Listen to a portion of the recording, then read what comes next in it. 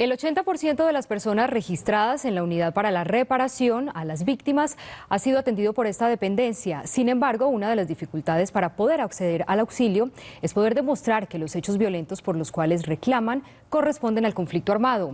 Vamos con Paola Molina para desarrollar este tema. Paola, ¿qué pasa con las personas que no fueron víctimas del conflicto armado político? Mónica, televidentes, muy buenas tardes. Las víctimas del conflicto intraurbano en el país no tienen otra alternativa que denunciar, esperar que la justicia investigue y, si se da con el paradero, tratar de lograr una indemnización.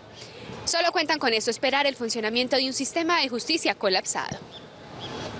Ante las varias formas de violencia en el país, muchas víctimas quedan por fuera de la reparación. De las cosas más complejas que hay en Colombia es a veces la confusión entre la delincuencia común y el conflicto armado colombiano, el conflicto sociopolítico. Quienes son víctimas del conflicto intraurbano cuentan con poco acompañamiento y reparación. Entonces, como no hay un programa de indemnización para cualquier homicidio, solo para el que es producto del conflicto armado, pues las personas esperan ser incluidas ahí para recibir una indemnización. Desplazamiento intraurbano, violaciones y asesinatos cometidos por bandas criminales en las ciudades no son incluidos en esos programas. Por el simple hecho de que son desplazados, son afectados por grupos al margen de la ley, pero digamos en este caso como las BACRIN o grupos, combos. A esas víctimas les toca recurrir a mecanismos poco eficientes. Puede ordenar indemnizaciones económicas por el daño causado, pero eso hace parte, digamos, de una vía que normalmente es más difícil porque implica una dificultad judicial, y es que tenemos un país con mucha impunidad. Del conflicto político armado en el país hacen parte cerca de 8,5 millones de víctimas reconocidas. Sin embargo, en ocasiones esa problemática se traslada del campo a la ciudad.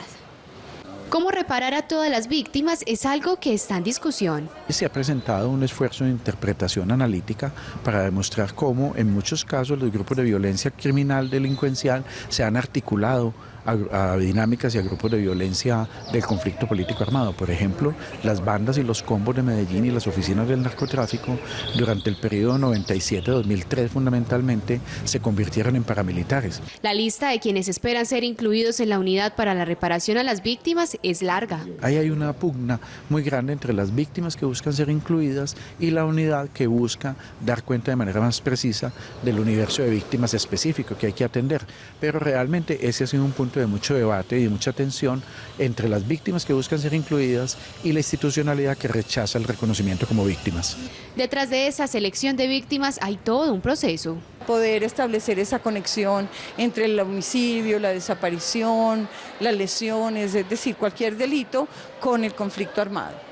Y también en las familias desplazadas, especialmente cuando hubo desplazamientos masivos, establecer cuál fue el grupo familiar que se desplazó, porque cuando llegan a otros lugares como las ciudades, etcétera, las familias se dispersan, se crean nuevas familias, entonces establecer quién efectivamente es el que tiene derecho a la indemnización. Comunidades afro, negritudes, mujeres, hombres y niños hacen parte de la reparación diferenciada de las víctimas del conflicto político. No es lo mismo, por ejemplo, las víctimas de violencia sexual que las de desaparición forzada. Entonces, digamos, tiene que ser con un enfoque específico y diferencial para atender a estas poblaciones. Del conflicto intraurbano hace parte la problemática de desplazamiento por enfrentamientos entre grupos ilegales.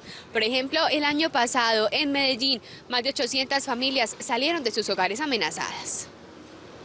Igualdad en el acceso a la ruta de reparación suena ideal para colectivos de víctimas. ¿Cómo vamos a tener una igualdad de derechos? Sí, porque vemos que para unos sí, aunque a medias, pero para otros no. Y el tema de lo que pasa, hablemos directamente en Medellín, que hay mucho desplazamiento intraurbano, es un tema que afecta mucho, y es ver que realmente estas personas no van a adquirir todos los derechos que tienen al momento de ser víctimas.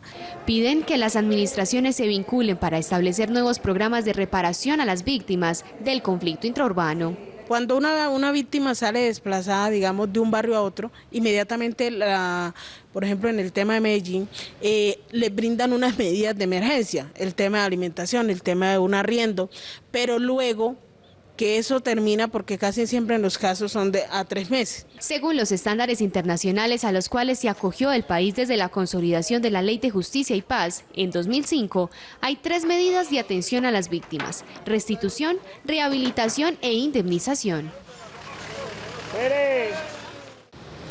Trabajan en que la política pública para la atención y la reparación de las víctimas sea verdaderamente clara e incluyente, y que con la vinculación de las administraciones y de las gobernaciones se pueda establecer una hoja de ruta para que las víctimas del conflicto intraurbano puedan acceder a una reparación. Paola Molina, Hora 13 Noticias.